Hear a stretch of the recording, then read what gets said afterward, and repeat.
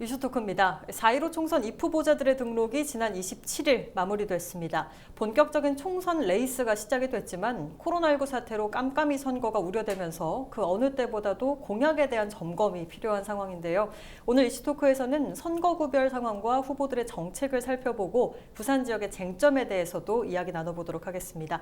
부산 경남 미래정책 안일규 사무처장과 함께합니다. 안녕하십니까? 안녕하십니까? 네, 반갑습니다. 지난 27일이었죠. 4.15 총선 후보자 등록이 이제 마무리가 됐습니다. 그 전에 이제 더불어민주당과 미래통합당이 선거 공약을 먼저 발표하기도 했는데 그 부분 먼저 좀 짚어주시죠. 일단 공약이 참 많았습니다만 네. 일단 슬로건부터 먼저 보자면 민주당은 국민이 지킵니다라고 했고 이제 통합당은 힘내라 대한민국 바꿔야 산다. 네. 이렇게 확실히 이제 서로가 슬로건에서부터 보면 다르다는 것을 알 수 있습니다. 그래서 이른바 힘을 실어달라와 이 정권을 심판해야 된다. 이렇게 부각이 된다고 할 수 있겠는데요. 네. 각각 여기서도 드러나듯이 여권 쪽은 경쟁을 얘기하고 야권 쪽은 경제를 강조했습니다. 그리고 이제 민주당 쪽에서 공약을 보면 크게 한 97개의 세부 공약으로 나눠져 있고 네. 뭐 경제 분야, 복지 분야, 인프라 분야 이런 쪽으로 나눠져 있는데 이제 경제 분야 같은 경우는 소상공인 쪽으로 맞춰져 있고 네. 이제 여기서 보면 동백전 쪽으로 나오고 이제 그 다음에 임대차 보호법이나 이제 에코데이터시티 뭐 이런 쪽들이 있었고 그 다음에 이제 청년 임대료 지원 정책이나 네. 이제 신혼부부의 전세와 주택자금 지원 뭐 이런 부분들이 좀 대표적으로 공약들이 있었습니다. 네. 그리고 이제 미래통합당 같은 경우는 이제 그 지역 경제 관련해서 이제 대기업과 글로벌 기업을 유치하겠다 이런 공약을 내세웠고 네. 이제 항공 부품 MRO 단지를 조성하겠다라든지 이런 공약들이 좀 눈에 띕니다. 그리고 이제 부모와 관련해서 아이 보육 관련 정책도 한 4-5가지 여러 개 냈었고요. 네. 이제 부산항 신항 관련해서도 이제 대형 수리조선 단지를 개발하겠다는 공약을 좀 냈었습니다. 네. 아무래도 코로나19 사태 때문에 대면 선거 운동이 좀 어려워지면서 좀 최악의 깜깜이 선거가 될 것 같다 이런 우려들도 많이 쏟아지고 있는데 방금 공약 짚어주셨지 않습니까? 사무처장님께서는 어떻게 생각하십니까? 이 공약에 대해서? 전형적으로 좀 이행하기 어려운 공약들이라 봅니다. 실제로 보면 민주당과 통합당이 이제 지역화폐하고 기업 유치로 이제 서로 대결을 하고 있다 보는데 네. 지역화폐의 경우에는 제가 작년에도 얘기를 했었지만 국비 마련이 가장 큰 문제입니다. 네. 이 부분이 현실 가능성이 굉장히 그때도 어렵다고 얘기를 했었고 실제로 당초에 부산시가 1조를 마련하겠다 했는데 이게 실제로 대폭 50% 이상 내려갔었습니다. 네네. 그런 부분이 있기 때문에 민주당에서 이번에 공약을 낸 것도 어렵다고 판단이 되고 네. 통합당은 사실은 이 기업 유치를 대기업을 어떻게 유치하겠다는 것에 대해서 구체적인 계획을 내놓은 게 없습니다. 네. 그런 점에서는 현실적으로 이 내용이 어렵다고 보고 나머지 공약에 대해서도 재원 조달 방식에 대해서 구체적으로 내놓은 게 없는 상황입니다. 그러니까 어쨌든 뭐 이런 정책을 추진하겠다라고 이야기는 했지만 구체적인 방안들이 나와 있지 않다는 말씀이시군요. 그렇죠. 이제 총선이 사실 15일 정도 남은 상황인 만큼 좀 주목해야 될 쟁점들에서도 좀 짚어봐야 될 것 같습니다. 어떤 부분일까요? 쟁점이라 하면 이제 크게 이 코로나 사태가 어떻게 갑자기 뭐 돌발 변수가 어떻게 나타날 것인가가 하나의 변수가 될 것 같고 네네. 이제 그게 가장 큰 변수일 건데 이제 그 외로는 이제 의료 관련 부분이나 지금 오늘 문재인 대통령도 발표했듯이 이제 재난기본소득과 같은 이제 지원금 정책들이 어떻게 마판 표심에 영향을 미칠 것이냐 네네네. 이런 부분들이 좀 있을 것 같습니다. 네, 정말 많은 지자체에서 이 재난기본소득을 뭐 지급하는 방향으로 좀 하고 있는데 어떻게 될지는 좀 지켜봐야 될 것 같습니다. 그렇죠. 그게 이제 문재인 대통령께서 직접 발표를 했는데 네. 이 부분이 결국 표심에 어떤 영향을 미칠지 그 부분에 대해서는 실제 투표에 표를 열어봐야 이제 알 수 네. 있을 것이라 네. 판단됩니다. 맞습니다. 이번 주 목요일이죠. 4월 2일부터 이제 공식 선거 운동을 후보들이 펼치게 되는데 각 지역구마다 이제 상황을 좀 살펴보도록 하겠습니다. 부산진 갑 선거구 경우에는 사실 빅매치가 예상이 되고 있습니다. 좀 짚어주시죠. 일단 부산진 갑은 2016년에도 3자 대결이었습니다. 네네. 이제 지금 김영춘 후보, 당시 이제 새누리당 후보, 그 다음에 지금 무소속으로 나온 지금 정근 후보, 예. 결국엔 또 3자 대결이 됐는데 이제 네. 통합당 후보가 서병수 전 시장으로 바뀌었을 뿐 이제 내용은 결국 비슷한 상황이 됐습니다. 네네. 근데 이제 서병수 전 시장이 사실 지역구가 바뀌어서 출마한 것임에도 불구하고 지금 현재 언론에 나오고 있는 여론조사에서 김영춘 현 의원과 비슷하게 나오고 있다는 점에서는 서병수 전 시장이 지역구가 바뀌었음에도 불구하고 선전하고 있다라는 네네. 지표가 될 수 있겠습니다. 네. 그리고 이제 항상 결국에는 부산 진갑은 그 캐스팅 보트를 쥐고 있는 게 결국 정근 원장의 득표력에 달려 있다고 보는데 네네. 2016년에 정근 원장이 20%대의 득표력을 보였지 않습니까? 네네. 이번에도 과연 그 정도의 득표력을 보일 것이냐라는 부분이 있을 것이라 보이고 네. 특히 이제 공약 차원에서 본다면 이제 김영춘 후보가 지하철 초업선을 대표 공약으로 내세웠습니다. 네네. 이거는 뭐 지난해부터 사실 예견됐던 일인데 네. 사실 지하철 초업선은 사실은 부산의 도시철도 계획에서 이미 탈락을 했던 사항인데 이걸 김영춘 후보가 다시 끄집어 올린 사항입니다. 네. 그래서 과연 이것이 부산 진구 갑 쪽에서 지역에서 얼마나 먹힐지에 대한 네. 부분이 좀 더 살펴져야 될 것으로 보이고요. 서병수 후보는 이제 부전역과 연계한 복합환승센터 설치 이 부분은 김영춘 후보가 내세운 KTX 부전역하고 사실상 뭐 거의 유사한 공약이라 판단됩니다. 네네네. 그리고 뭐 창업주택이라든가 그 서병수 후보도 뭐 초업선에 대한 공약을 내세워서 서로 뭐 공약은 거의 대동소이하게 가고 네. 있다고 보고요. 비슷하군요. 네. 정근 후보가 이제 1호 공약으로 국립감염병 전문병원을 설치하겠다 이런 공약을 내는데 본인이 의료인이라는 점을 내세워서 아마 내세운 공약인 것 같습니다. 네, 이 부분이 사실 지금 코로나로 불안해하는 국민들 입장에서는 조금 와닿는 정책이 아닐까라는 생각이 드는데 어쨌든 정근 후보의 돌파력이 어느 정도 되느냐 지금 귀추가 주목이 좀 되고 있기도 합니다. 네. 금정의 경우엔 사실 마지막까지도 공천 뒤집기가 이어졌던 곳이라서 많은 분들이 관심을 쏟았을 텐데 후보는 5명이 등록한 걸로 알고 있습니다. 상황은 어떻게 됐나요? 금정은 제가 정말 놀랐습니다. 네네. 하루 전에 양당이 모두 후보를 교체하는 소유의 사태가 있었고요. 네, 네 맞습니다. 앞으로 10년 내에 이런 일이 있을까 또 그런 싶을 정도입니다. 그리고 이제 실제로 더불어민주당의 김경지 후보 같은 경우에는 결국에 이 중앙당에 올라갔던 투서 때문에 이제 후보가 교체가 됐던 상황이고 네, 네. 박무선 전 국제신문 사장이 후보가 됐습니다만 지금 선거 운동을 할 수 있는 충분한 시간이 있었는지는 사실 잘 모르겠습니다. 네, 네. 그리고 백종원 미래통합당 후보 같은 경우는 2002년부터 이제 사선 시의원의 시의회 의장까지 했죠. 네. 그런 점에서 충분한 이 경험과 이제 지역에서의 기반이 있을 것인데 아무래도 그 김세현 현 의원과의 좀 껄끄러운 관계를 잘 어떻게 정리할 것인가라는 부분이 있습니다. 네, 네. 근데 지역의 이 후보들의 공약을 보면 뭐 박무성 후보 같은 경우에 KTX 노포역 건설이 대표적인 공약이고 백종원 후보 같은 경우는 보육이나 예술 이런 쪽으로 공약을 좀 내셨습니다. 네네. 근데 이 금정의 대표적인 부분이 침대병원 문제인데 네. 이 문제가 다소 지금 소외되고 있는 점에서는 좀 의외로 좀 보입니다. 네. 그런 점에서는 금정구의 선거 문제가 의외로 별 이슈 없이 그냥 조용히 넘어가는 게 아닌가. 그래서 여기가 굉장히 깜깜이 선거로 되고 있다. 그렇게 판단이 됩니다. 네, 맞습니다. 후보 등록부터 시작해서 문제가 많았는데 후보들의 공약 살펴봐도 겹치는 부분도 없어 보이고 조금 다 각기 다른 행보를 보이고 있지 않나라는 생각이 들고요. 그럼 해운대 갑도 좀 살펴보겠습니다. 아무래도 매번 총선 때마다 해운대 갑 같은 경우에는 많은 관심이 쏟아지고 있는 지역이기 때문에 관심도가 참 높습니다. 현재 상황은 좀 어떻습니까? 일단 현역 재선의 하태경 의원이 뭐 여러 곳의 여론조사에서 좀 앞서고 있습니다만은 네네. 일단은 지금 그 2016년에 이어서 다시 한번 리턴 매치를 좀 하고 있습니다. 네네. 민주당 후보와 그 유영민 전 장관이 이제 절치부심에서 다시 나오기 때문에 예. 이제 아마 좀 더 재밌는 선거가 될 것이라 보고요. 그리고 하태경 의원도 이 3자 경선이라는 걸 통해서 이번에 어렵게 됐기 때문에 네네네. 굉장히 쉽지 않은 선거였을 거라 봅니다. 그래서 민주당 출신 인사들을 이번에 좀 어찌 보면 지지선을 이끌어내기도 했죠. 네네. 그래서 하태경 의원의 3선 행보가 어떻게 될 것인지는 부산의 지금 선거구에서 굉장히 중요한 곳 중 하나라고 봅니다. 네.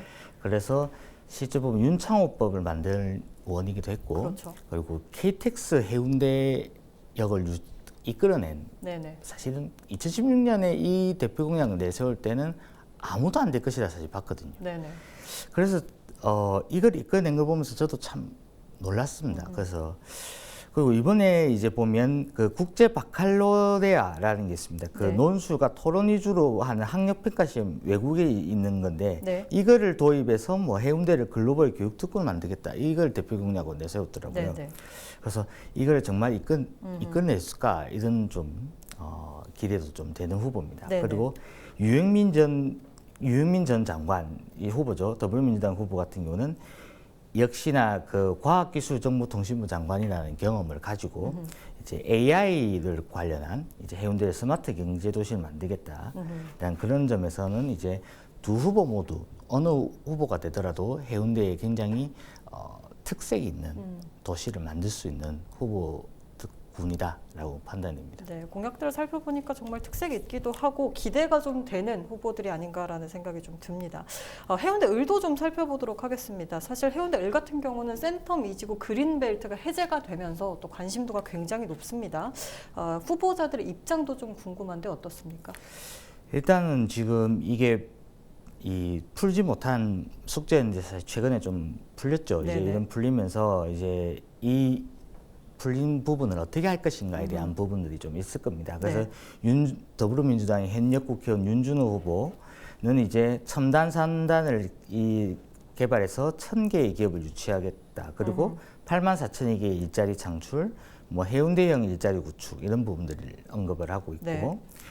그 미래통합당의 김미애 후보의 경우에는 이 센텀 이지구를 중심으로 해서 제2센텀을 뭐 완성을 하겠다는 거 1호 공약을 내세워서 네네. 뭐 반여로 확장이나 해운대 터널 건설 같은 연계 사업들을 이제 같이 연계해서 하겠다는 부분하고 이제 지역민들의 취업 인센티브 도입 이런 부분들을 내세우고 있습니다. 네네. 그래서 아마 이 두 후보가 이제 뭐 센텀 이지구 개발 방향에 대해서는 찬성을 할 것이고 그럼 그 개발 방향 아래에서 어떻게 할 것이냐에 대한 아마 그 전략 차이 싸움으로 아마 들어갈 것이라 판단이 됩니다. 맞습니다. 구체적인 방향을 어떻게 잡느냐에 따라서 표심을 잡을 수 있지 않을까라는 생각이 들고 해운대 갑 지역보다는 상당히 좀 발전이 어쨌든 비교를 하자면 조금 더딘 편이어서 기대가 좀 높은 곳이 아닌가라는 생각이 듭니다. 이제 북강서 선거구도 좀 살펴보도록 하겠습니다. 여기도 또 최대 격전지 중에 하나로 꼽히고 있는데 민주당 입장에서는 뭐 지켜내야 할 곳, 뭐 미래통합당 입장에서는 뭐 탈환해야 될 곳이다라는 표현을 또 쓰고는 있는데 낙동강 벨트는 현재 어떤 상황인가요? 낙동강 벨트는 굉장히 좀 왔다 갔다 했죠, 사실은. 네네. 김도읍 의원이 이제 불출마 선언했던 김도읍 의원 다시 살려내고 네. 후보 출마하게 하고 할 정도로 굉장히 좀 낙동강 벨트가 좀 치열합니다. 그리고 네. 이제 전재수 의원과 박민식 전 의원 간의 네 번째 리턴 매치는 정말 부산에서는 정말 손꼽을 수밖에 없는 그런 곳이죠. 네네. 그런 점에서 정말 혈전이라 할 수도 있는 곳이고 그렇지만 이제 민주당으로서는 정말 해볼 만한 지역들이라 할 수 있는 부분인데 네네. 이제 그 김도읍 의원의 지역구에 내세운 민주당 후보가 최지은 전 세계은행 선임 이코노미스트입니다. 그러니까 네네. 국제경제 전문가라는 타이틀을 가지고 지금 선거전을 치르고 있긴 합니다만 네네. 전략공천으로 내려온 인사다 보니 좀 지역에 얼마나 좀 할 수 있겠냐는 부분이 좀 있고 네네네. 이제 반면 전재수 박민식 두 후보 간의 대결은 워낙 지역에 워낙 그 기반이 탄탄한 분들이고 뭐 두 후보 모두 모른다고 하는 사람들이 없을 정도이기 때문에 네네. 정말 이 한 치 앞도 예측할 수 없는 그런 곳이라 할 수 있죠. 네. 그래서 아마 여기에 지역구가 어떻게 나오냐에 따라서 부산의 이제 민주당과 통합당의 판도가 가늠이 부산 전체 판도로 나올 수도 있지 않겠느냐 그렇게 판단이 됩니다. 네, 많은 분들이 좀 기대를 하고 지켜보는 그런 선거가 아닐까 싶기도 하고요.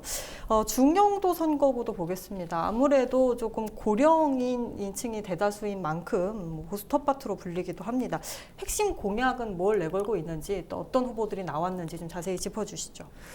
일단은 지금 중령도 같은 경우는 이제 공약 이전에 이제 후보가 정해지는데 굉장히 그 엎치락뒤치락이 있었습니다. 네네. 이제 민주당의 김비호 후보 같은 경우에는 컷오프 됐다가 이제 살아났던 경우죠. 네.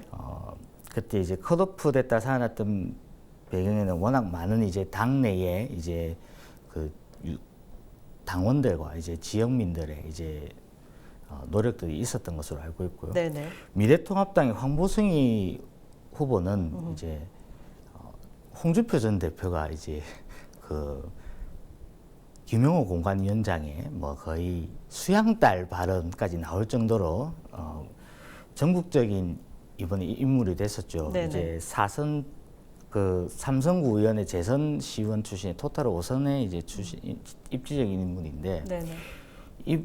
이분이 사실 총선과 관련해서 전혀 행보가 없다가 갑자기 이제 나온 케이스입니다. 네네. 그러다 보니까 좀 준비가 좀 부족했던 상황에서 이제 지금 나온 상황이고 네. 그 외 후보들은 사실은 뭐 그렇게 지금 현재로서는 지금 득표력이 거의 미미한 상황에 와 있는데 이 두 후보가 뭐 좀 선거와 관련해서 좀 준비나 이런 시간들은 좀 부족했을지라도 영도와 관련돼서는 워낙 10여 년 이상 해왔던 인물들이라서 네네. 이제 도시재생이라든가 이제 노령화 관련해서는 여러 공약들을 준비하고 있는 것으로 알고 있고 네. 그와 관련해서는 이제 도시재생 쪽으로도 공약 쪽을 준비를 하고 있는 것으로 알고 있습니다. 네, 말씀하신 것처럼 뭐 경험이 풍부하니까 아무래도 어떻게 발전을 시켜야 되는지에 대해서는 두 분 다 잘 인지하고 또 계획을 세우고 있지 않을까라는 생각이 좀 듭니다. 이제 총선까지 2주밖에 시간이 안 남았습니다. 사실 코로나19 때문에 상황이 좀 복잡하기도 했고 선거에 대한 집중을 할 수 없었던 시기인 만큼 걱정이 되긴 합니다. 정말 깜깜이 선거가 되지 않을까라는 생각이 드는데 투표율도 굉장히 낮을 것이라고 지금 예상이 되고 있습니다. 우려도 많이 되고 있고요. 일단 지금 재외국민의 투표가 지금 사실상 어려운 상황에 봉착했지 않습니까? 네네. 그런 점에서 일단 일정 부분 투표율이 내려갈 수밖에 없을 것이고 네. 이제 전반적으로 지금 코로나19로 인해서 민생 경제가 지금 어려운 상태다 보니까 네. 아무래도 투표율의 저하가 좀 우려됩니다. 뭐 그럼에도 불구하고 이제 지금 그 공약들을 중심으로 해서 투표율이 좀 올라가야 될 필요성이 있다고 보고요. 네. 사실 그만큼 지금 후보들도 지금 선심성 공약보다는 좀 현실성 있는 공약들을 내세워서 네. 좀 공약들을 내세워야 될 텐데 이제 이 코로나19 같은 전염병은 사실 앞으로 많이 나올 것입니다. 그래서 이제 이 의료와 관련된 부분들을 중심으로 해서 네네네. 이제 공약들을 좀 충실히 내줄 수 있는 부분들이 필요할 것이라 판단됩니다. 네, 맞습니다. 사실 이 코로나19 사태 이전에도 뭐 메르스도 있었고 사스 문제도 있었고 나름대로 어쨌든 뭐 이런 일들이 터졌었는데 이번 코로나19 때도 특별한 방안들이 없었고 가이드라인이 없었습니다. 이번 기회를 삼아서 지금 아직도 종식되지 않고 고통을 겪고 있는 상황이니까 좀 이런 부분이 좀 개선이 되고 후보들도 이제 국회의원이 돼서도까지 이 부분을 좀 신경을 써줬으면 좋겠고 사실 학생들이 이번에 만 18세 학생들이 처음 유권자가 됩니다. 작년에 법이 바뀌었죠. 근데 그 친구들도 사실 선거에 집중할 수 없는 상황이라서 좀 안타까운 마음도 드는 상황입니다. 마지막 질문을 좀 드려보도록 하겠습니다. 그렇다면 사무처장님께서 생각하는 부산 지역의 가장 시급한 현안은 어떤 게 있을까요?